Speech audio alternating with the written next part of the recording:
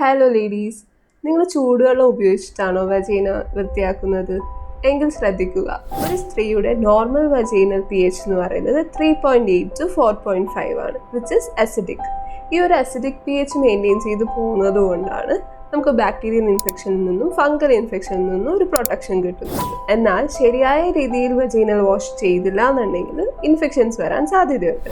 അപ്പോൾ അതെങ്ങനെയാണെന്ന് നമുക്ക് നോക്കാം. വജൈന ഒരു സെൽഫ് ക്ലെൻസിങ് ഓർഗൻ ആണ്. അതുകൊണ്ട് തന്നെ നമ്മൾ ഡെയിലി കുളിക്കുന്ന സമയത്ത് ശുദ്ധമായ വെള്ളം ഉപയോഗിച്ച് ക്ലീൻ ചെയ്യുക.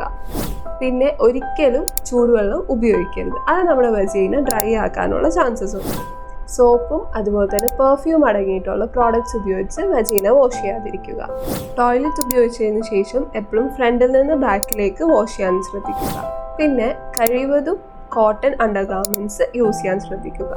പാൻറ്റി ലൈനേഴ്സ് അതുപോലെ പാഡ്സ് ഒക്കെ യൂസ് ചെയ്യുകയാണെന്നുണ്ടെങ്കിൽ അത് റെഗുലറായിട്ട് റീപ്ലേസ് ചെയ്യാൻ ശ്രദ്ധിക്കേണ്ടതാണ്.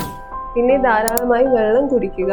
പ്രോബയോട്ടിക്കുകൾ അടങ്ങിയിട്ടുള്ള ഡയറ്റ് ശീലമാക്കുക.